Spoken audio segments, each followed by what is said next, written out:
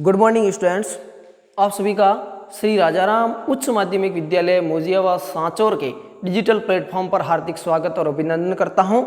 मित्रों, आपको कृष्ण जन्माष्टमी की खूब खूब शुभकामनाएं, बधाई। मैं नरसाराम चौधरी, हिंदी का विद्यार्थी, आपके समक्ष हिंदी साहित्य की कक्षा लेकर उपस्थित हूँ।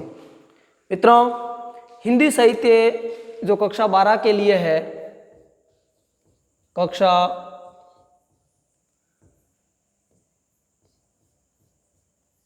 12 हिंदी साहित्य,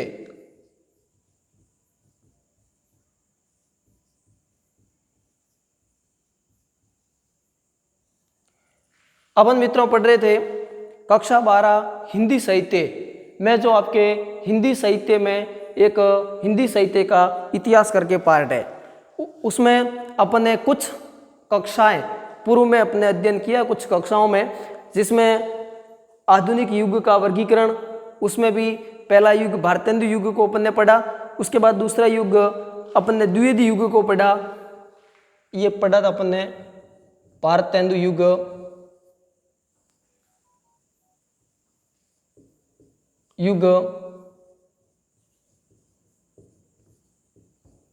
द्विवेदी युग, और तीसरा जो अपन भाग पढ़ रहे हैं वो है आपका छायावाद। तीसरा जो भाग है वो क्या है आपका छायावाद। इसका समय अपन ने पढ़ा था 1857 से लेकर के 1900 से लेकर के 1918 और 1918 से लेकर के 37 तक का जो समय है वो मित्रों छायावाद के लिए निर्धारित किया गया है, या इस समय को छायावाद के नाम से जाना जाता है।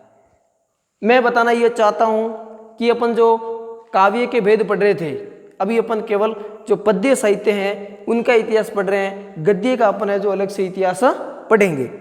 तो मित्रों, उसमें अपन ने पहला भारतेंदु हरिश्चंद्र के नाम के आधार पर भारतेंदु हरिश्चंद्र युग को पढ़ा, प्रमुख उनके कवियों को पढ़ा, उनकी रचनाओं को पढ़ा, उस समय की प्रमुख प्रवृत्तियों को पढ़ा। फिर अपन ने द्विवेदी युग महावीर प्रसाद द्विवेदी के नाम पे जिनका नामकरण किया गया है। और एक बात और बता दूं, पूर्व कक्षा में एक भूल हुई थी कि मैंने महावीर प्रसाद द्विवेदी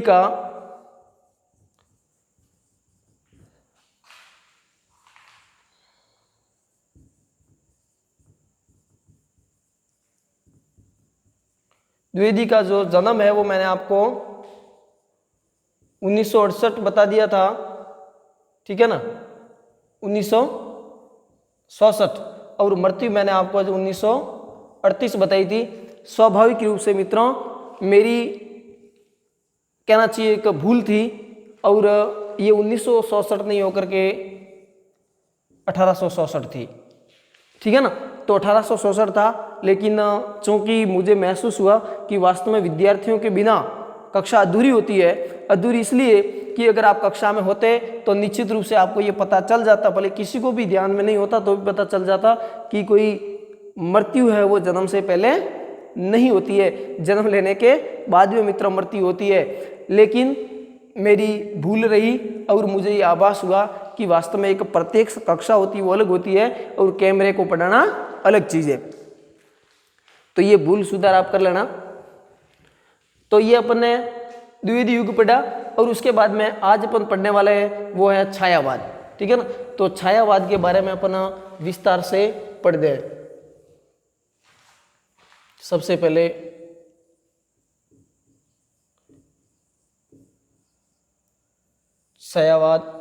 छायावाद जिसको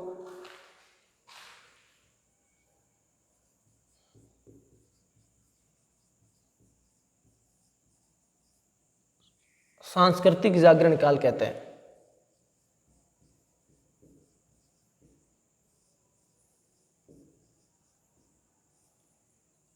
सांस्कृतिक जागरण काल, समय 1918 से 1937 ईस्वी, ठीक है। इसको है जो आधुनिक युग का स्वर्ण काल। वैसे मित्रों स्वर्ण काल कहते हैं भक्ति काल को, हिंदी साहित्य का स्वर्ण काल, जिसको गोल्ड टाइम कहते हैं, गोल्डन टाइम कहते हैं, वो कौन सा है? भक्ति काल। लेकिन यहां पर कहेंगे आधुनिक काल, आधुनिक काल का, आधुनिक काल का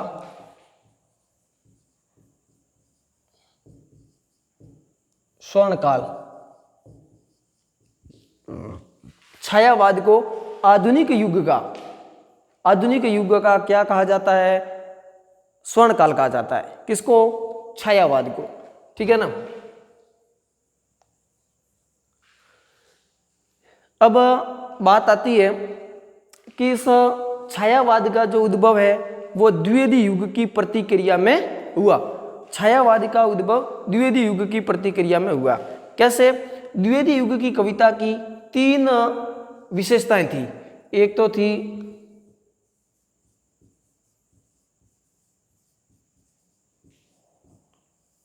विषयनिष्ठता, दूसरी थी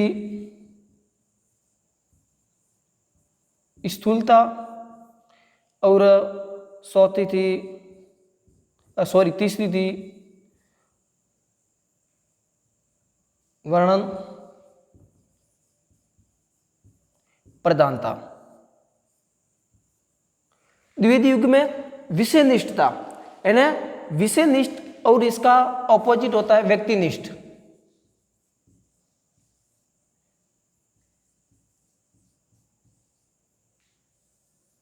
ठीक है। स्थूलता का ऑपोजिट होता है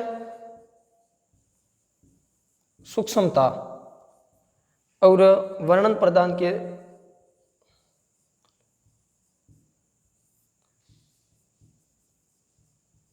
कल्पना प्रदान।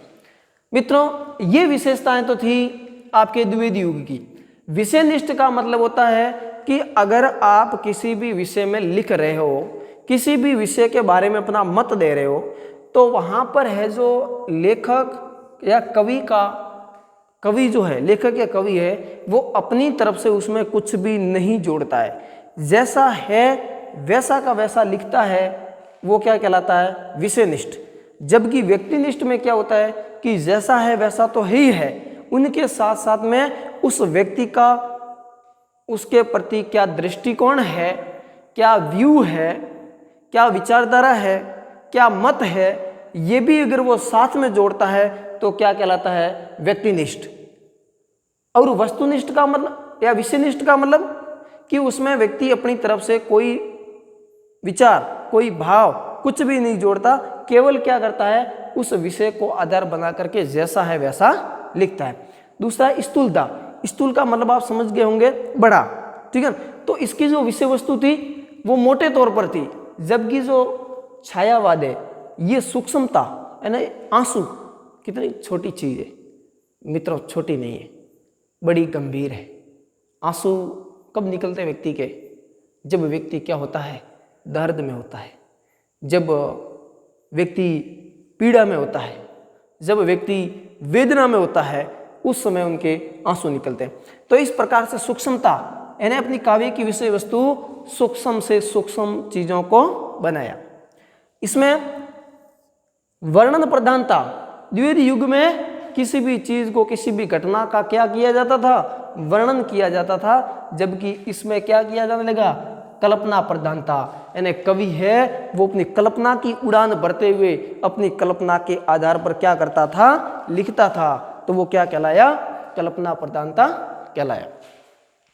तो आप बात समझ गए कि छायावाद का जो उद्देश्य है वो द्विवेदी युग की प्रतिक्रिया स्वरूप, द्विवेदी युग की जो विषयनिष्ठता, स्थूलता और वर्णन प्रधानता थी, इनसे कवि उब करके उन्होंने व्यक्तिनिष्ठ, सूक्ष्म और कल्पना प्रधान काव्य लिखना प्रारंभ किया। उसी को है जो अपन ने क्या कहा गया? छायावाद कहा गया। अभी अपन इसको विस्तार से देखेंगे। अब देखिए,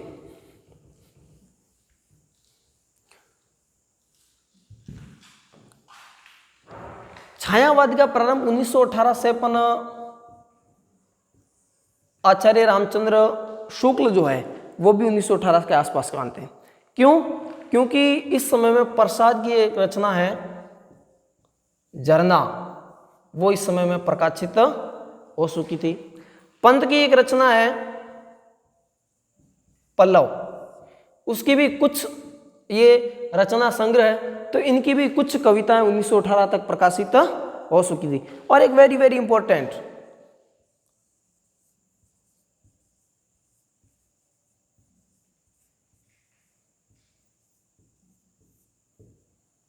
जूही की कली किसकी? सूर्यकांत त्रिपाठी निराला की। निराला की कविता जूही की कली कब प्रकाशित हुई? 1916 में। इनके बारे में अपन ने पूर्व कक्षा में भी इनकी चर्चा की थी कि जो सरस्वती पत्रिका के संपादक है महावीर प्रसाद द्विवेदी, उन्होंने जूही की कली जो कविता थी उनको सरस्वती पत्रिका में छापने से मना कर दिया। क्यों मना कर दिया? क्योंकि इसमें कहते हैं कि किसका वर्णन था? श्रृंगार का वर्णन था। और आपको पता होगा कि महावीर प्रसाद द्विवेदी ने तो ये स्पष्ट कह दिया था कि अब स्वकीय परकीय नायिका भेद नक्सिक वर्णन के लिए या इनका वर्णन करना कवि का कर्म नहीं होना चाहिए। कवि को है जो राष्ट्रीय चेतना से संबंधित काव्य लिखना चाहिए। तो इस प्रकार से ये जो प्रमुख छायावाद से संबंधित जो काव्य है वो 1918 के आसपास लिखा जाने लगा था। इसीलिए 1918 से छायावाद का प्रारंभ मानना समीचीन प्रतीत होता है। ठीक, अब इसको 1918 से प्रारंभ हुआ तो 1937 लास्ट कैसे मानते हैं? 1937 इसको जो लास्ट क्यों मानते हैं? देखिए मित्रों, कुछ लोग हालांकि विद्वान 1938 भी मानते हैं, ठीक है, कोई चिंता का विषय नहीं है। एक तो आपको पता होगा कामायनी किसकी थी? प्रसाद का एक महाकाव्य है कामायनी। इस कामायनी की रचना कब की गई? 1935 में, ठीक है। उसके अलावा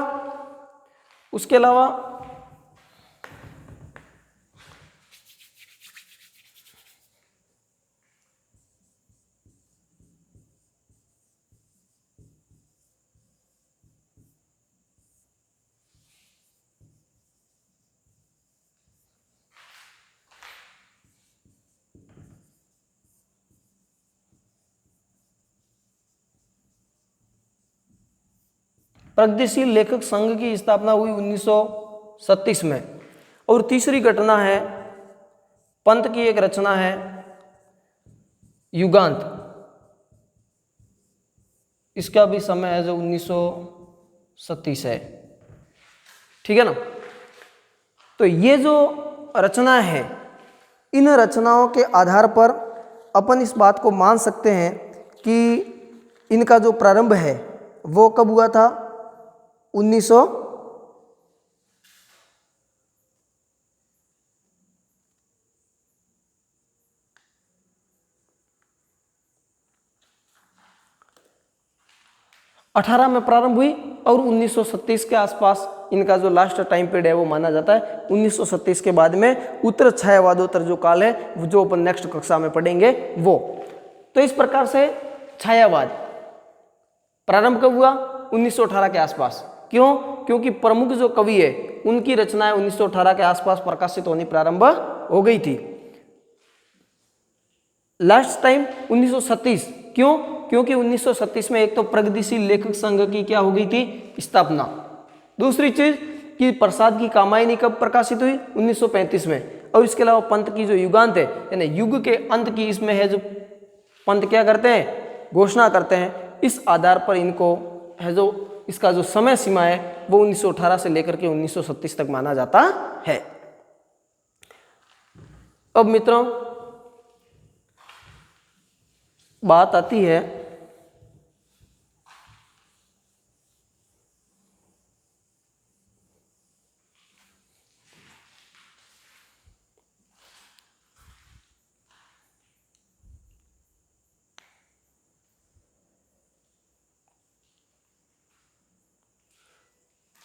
छायावाद शब्द है क्या? छायावाद है क्या? तो ये छायावाद शब्द जो है ये प्रारंभ में तो एक व्यंग्य रूप में, किस रूप में, व्यंग्य के रूप में उन कविताओं के लिए प्रचलित होता था जो अपने आप में क्या थी मित्रों, अस्पष्ट थी। क्या थी? अस्पष्ट। बात को समझना, मार्के की बात कह रहा हूं, पत्ते की बात। छायावाद शब्द क्या है या छायावाद की परिभाषा क्या है ये अपन देख रहे हैं। तो छायावाद जो शब्द है वो प्रारंभ में, है ना, शुरुआत में जब शुरू में जब इसका प्रयोग किया जाने लगा तो ये छायावाद शब्द का प्रयोग जो है वो व्यंग्य के रूप में कुछ लोग करते थे, और वो ऐसी कविताओं के लिए करते थे जिनकी छाया कहीं और पड़ती थी।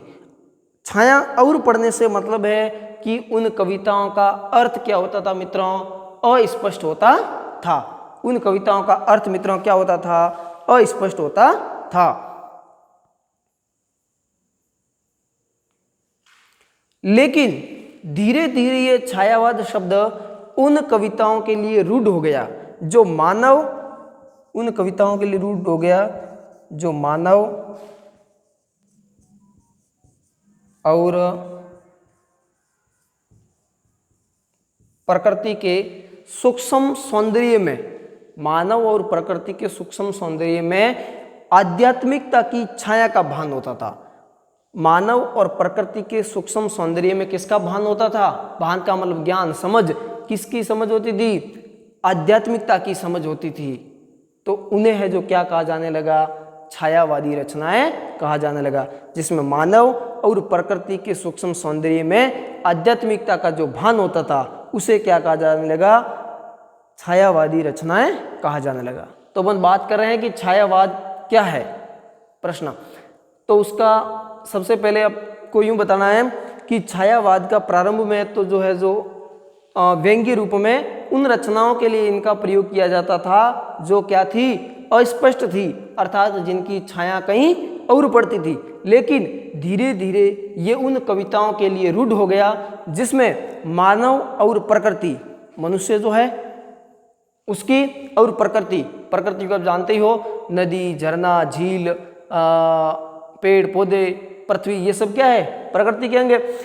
तो मानव और प्रकृति के सूक्ष्म सौंदर्य में आध्यात्मिकता क्या होती है आप समझते हैं, उनका भान होता था। तो वे क्या कहलाई, उन रचनाओं को क्या कहा गया, छायावादी रचनाएं कहा गया।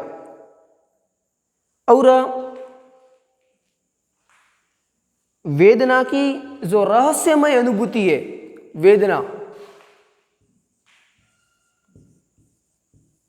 वेदना की रहस्यमय अनुभूति,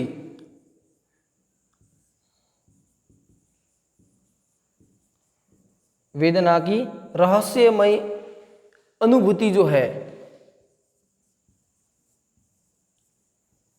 वेदना की रहस्यमय अनुभूति को लाक्षणिक एवं प्रतीकात्मक शैली में अभिव्यक्त करना क्या कहलाया, छायावाद कहलाया। एक बार पुनः समझ लीजिए कि छायावाद क्या है। अपन पढ़ रहे हैं छायावाद, जिसको सांस्कृतिक जागरण काल कहा जाता है। समय 1918 से लेकर के 1936 तक है। इसमें इसको आधुनिक काल का स्वर्ण काल कहते हैं। छायावाद जो है ये है क्या, स्पष्ट करने के लिए अपन इसको यूं बता सकते हैं कि छायावाद को जो शब्द है वो प्रारंभ में व्यंग्य के रूप में उन रचनाओं के लिए प्रयुक्त होता था जो क्या होती थी, अस्पष्ट होती थी, अर्थात जिनकी छाया कहीं और पड़ती थी, वो रचनाएं क्या कहलाती थी, छायावादी रचनाएं कहलाती थी। लेकिन कालांतर में छायावाद शब्द उन रचनाओं के लिए रूढ़ हो गया जो मानव और प्रकृति के सूक्ष्म सौंदर्य में आध्यात्मिकता का भान कराता है तथा वेदना की रहस्यमय अनुभूति, वेदना का मतलब होता है पीड़ा, वेदना का मतलब क्या होता है, पीड़ा। रहस्य का मतलब क्या होता है, छिपा हुआ। तो रहस्य से युक्त, अनुभूति का मतलब है अनुभव किया गया। अनुभव किया गया। तो वेदना की रहस्यमय अनुभूति को लाक्षणिक एवं प्रतीकात्मक शैली में अभिव्यक्त करना क्या कहलाया? छायावाद कहलाया। यह है जो छायावाद के बारे में है।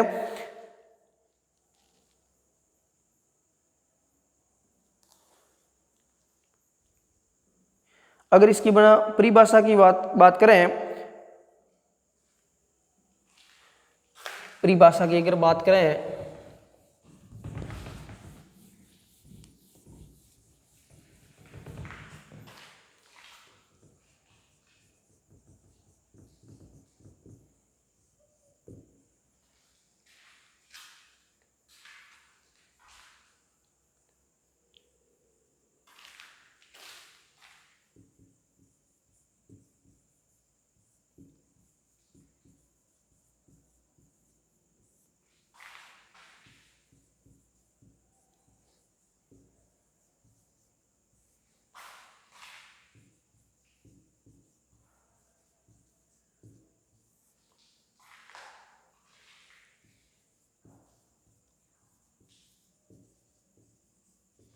प्रेम प्रकृति एवं मानव सौंदर्य की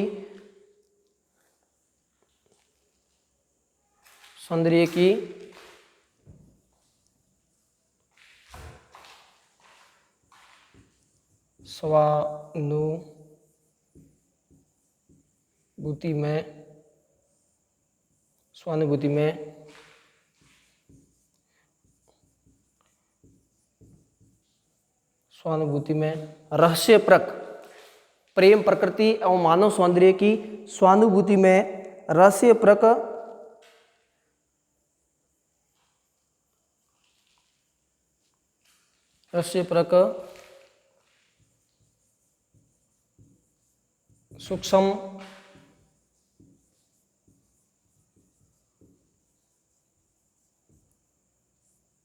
सूक्ष्म अभिव्यंजना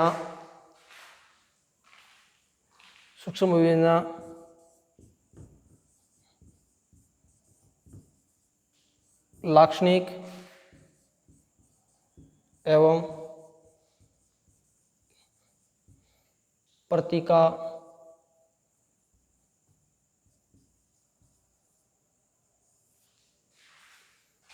प्रतीकात्मक शैली में जिस काव्य में होती है उसे छायावाद कहते हैं। यह है मित्रों छायावाद की परिभाषा। ठीक है ना? क्या है? प्रेम। प्रेम को आप समझते हैं? प्रेम क्या होता है मित्रों?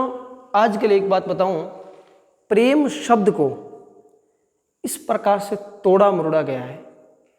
मुझे एक किसी विद्यार्थी ने प्रश्न किया कि सर मैं कक्षा 11 का विद्यार्थी हूँ, मुझे प्रेम करना चाहिए कि नहीं करना चाहिए? आप में से भी कईयों का प्रश्न हो सकता है कि मुझे प्रेम करना चाहिए कि नहीं करना चाहिए। मित्रों, आपको प्रेम जरूर करना चाहिए। मैंने उस विद्यार्थी को भी यही कहा कि हाँ भाई तेरे को प्रेम करना चाहिए। और वो है जो आंखें फाड़ फाड़ करके मेरी तरफ देखने लगा, सर क्या बात कर रहे हो? मैंने क्लास में जाकर विद्यार्थियों को कहा मित्रों आपको प्रेम करना चाहिए, और विद्यार्थियों ने आंखें फाड़ फाड़ करके देखने लगे, सर क्या बात कर रहे हो? मैंने कहा आपको प्रेम करना चाहिए। किनसे? अपनी किताबों से। किनसे प्रेम करना चाहिए मित्रों? आपको अपनी किताबों से। उसके अलावा आपको प्रेम किनसे करना चाहिए? अपने लक्ष्य से। जीवन में जो आपने लक्ष्य धारण किया है कि मुझे डॉक्टर बनना है, मुझे इंजीनियर बनना है, मुझे एसडीएम बनना है, मुझे कलेक्टर बनना है, मुझे टीचर बनना है, मुझे प्रोफेसर बनना है, मुझे पटवारी बनना है, मुझे ग्राम सेवक बनना है, क्या बनना है? उस लक्ष्य से हमेशा आपको क्या करना पड़ेगा? प्रेम करना पड़ेगा, तब जाकर के वो लक्ष्य आपको प्राप्त होगा। और मित्रों ऐसा प्रेम करिए, ऐसा प्रेम करिए, इन किताबों से इतना प्रेम करिए कि आप किताबों के बिना रह न सके। और मित्रों वास्तव में सच्चा प्रेम वह होता है जिसके बिना आपको अगर एक दिन क्या कुछ छंद लम्हे रखा जाए तो आपके मन में तड़फन शुरू हो जाती है। तो आप उन किताबों से, अपने पाठ्यक्रम से इतना प्रेम करिए, इतना प्रेम करिए, इतना प्रेम करिए, इतना प्रेम करिए कि उन किताबों के बिना आपको अपना पूरा जीवन अधूरा लगना लगे। तो आप अपने किताबों से प्रेम करिए मित्रों, और किसी से प्रेम करने की आपको कोई जरूरत नहीं है। तो अपन पढ़ते हैं छायावाद की परिभाषा, ठीक है ना। तो छायावाद जो है वो प्रेम, मानव का आपस में प्रेम, भाई भाई का प्रेम हो सकता है, पिता पुत्र का प्रेम हो सकता है, माता और पुत्र का प्रेम हो सकता है, पति और पत्नी का प्रेम हो सकता है, मित्र और मित्र का प्रेम हो सकता है, प्रेम प्रकृति, मैंने आपको कहा झरना, नदी, तालाब, वृक्ष, पृथ्वी, ये सब के सब किसके अंग है? प्रकृति के अंग एवं मानव। इस संसार में अगर सबसे सुंदर कोई प्राणी है तो वो आप है मित्रों, और मुझे लगता है आप निश्चित रूप से क्या है? मानव है। किसी को कोई शक है क्या खुद के मानव होने में? किसी को शक नहीं है। हो सकता है दूसरों को शक हो जाए अपने बारे में, लेकिन अपने आप को किसी को शक नहीं है। मानव तो सब है शरीर से तो, लेकिन मुझे जहां तक चारों तरफ का जो वातावरण देखता हूं, उनको देख करके मुझे लगता है मानव तो है, लेकिन मानवता की कमी है ना। मानव के अंदर जो गुण होने चाहिए वो गुण नहीं है। शायद पशुओं के गुण मानव में आ गए, इसीलिए तो आप देख रहे होंगे चारों तरफ अपराध जो है वो बढ़ता जा रहा है, मनुष्य मनुष्य का हत्यारा बनता जा रहा है। ये जो है ये मानवता की कमी की वजह से हो रहा है। चलिए खैर वो बिंदु अलग बात है। तो प्रेम, प्रकृति और मानव सौंदर्य, सुंदर शब्द है मित्रों, ध्यान रखना। और इसमें यह प्रत्यय लगा है। तो प्रकृति, मानव और प्रेम का जो सौंदर्य है, उस सौंदर्य की स्वानुभूतिमयी, स्वानुभूतिमय, स्व प्लस अनुभूति प्लस मय, मय का मतलब है युक्त, अनुभूति का मतलब है अनुभव करना, शव का मतलब है खुद। प्रकृति के सौंदर्य को, प्रेम को, मानव के सौंदर्य को स्वयं के अनुभव से युक्त, यानी जिसको अपन ने खुद अनुभव किया गया हो, दूसरों के द्वारा अनुभव करने से नहीं। रहस्य परक, रहस्य का मतलब होता है गुप्त, छिपा हुआ, उसको कहते हैं रहस्य। तो रहस्य से युक्त सूक्ष्म अभिव्यंजना, सूक्ष्म का मतलब बिल्कुल बारीकी से, बिल्कुल सूक्ष्मता से, अभिव्यंजना का मतलब है प्रकट करना। कैसे? लाक्षणिक, मैंने आपको पूर्व कक्षा में अध्ययन करवाया था लक्षणा शब्द शक्ति, यानी लक्षणों के आधार पर जिसका अर्थ निकाला जाता हो, और प्रतीकात्मक शैली में प्रतीकों के माध्यम से बात को कहना, किसी सिंबल के माध्यम से बात को कहना, शैली में जिस काव्य में, प्रतीकात्मक शैली में जिस काव्य को कहा जाता है उसे छायावाद कहते हैं। तो अब आपको बात समझ में आ गई होगी कि छायावाद क्या है। छायावाद मित्रों प्रेम, प्रकृति एवं मानव सौंदर्य की स्वानुभूति में रहस्य पर सूक्ष्म अभिव्यंजना एवं लाक्षणिक प्रतीकात्मक शैली को क्या कहा जाता है? छायावाद कहा जाता है।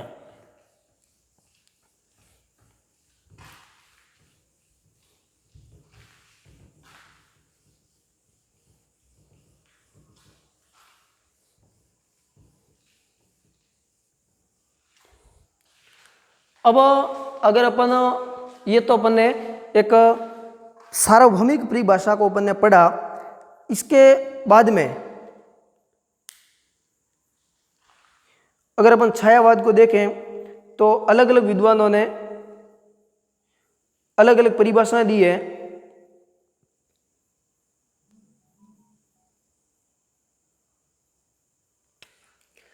प्रसाद ने जो परिभाषा दी उसको पढ़ते हैं। प्रसाद ने, इन्होंने कहा जब वेदना के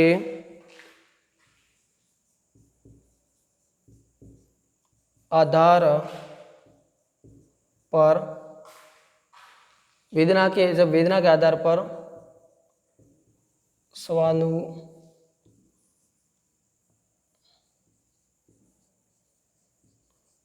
वेदना के आधार पर स्वानुभूतिमय रहस्यप्रक वेदना के आधार पर स्वानुभूति में रहस्यप्रक अभिव्यक्ति, स्वानुभूति में रहस्यप्रक लिखो नहीं लिखो तो स्वानुभूति में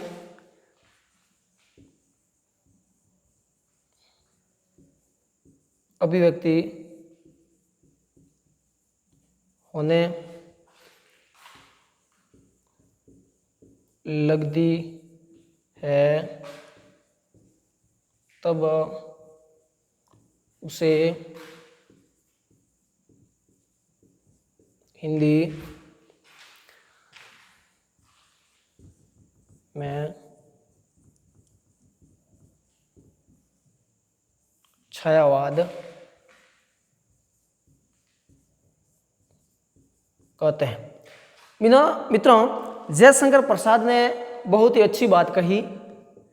उन्होंने कहा कि जब वेदना के आधार पर, वेदना का मतलब है पीड़ा, कष्ट, प्रत्येक मनुष्य को किसी न किसी प्रकार की वेदना होती है, कष्ट होता है, तो वेदना के आधार पर, पीड़ा के आधार पर स्वानुभूति में, यानी जैसा उस व्यक्ति ने खुद अनुभव किया है, स्वानुभूति में अभिव्यक्ति होने लगती है।